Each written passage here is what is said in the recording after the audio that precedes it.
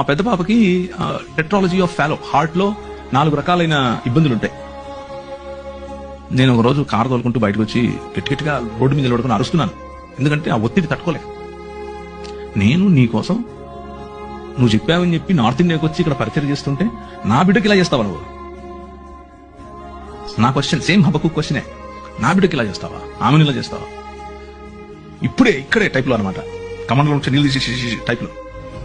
ప్రభు అన్నాడు, ఏం మాట్లాడలేదు ఆయన, ఏం మాట్లాడాల. ఒక 2 ఏళ్ళు నేను అలిగా ఆయన మీద. వాక్యం చెప్తున్నా, తిరుగుతున్నా, మొత్తం ప్రపంచం అంతా వెళ్తున్నా, కానీ ఆయనతో మాటలేవు, అలిగాను. Then one day God spoke to me and said, చూస్తా ఉండు. ఆ 2 ఏళ్లలో 1 సంవత్సరం తర్వాత ఒక మంచి డాక్టర్ని పరిచయం చేశాడు.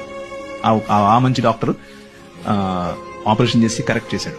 కరెక్షన్ అయిపోయిన తర్వాత ఆమె she is just like any other normal child, no difference. So మనం అనుకుంటున్నట్లుగా కాకపోయినా ఆయన ఈ ప్రపంచంలో నూతనంగా ఏదో చేస్తున్నాడు. దాన్ని మనం నూతన సృష్టి అంటున్నాం, దాన్ని దేవుని రాజ్యం అంటున్నాం. ఆ దేవుని రాజ్యం వచ్చినప్పుడు, నూతన సృష్టి వచ్చినప్పుడు మనకు స్పష్టత చాలా అవసరం.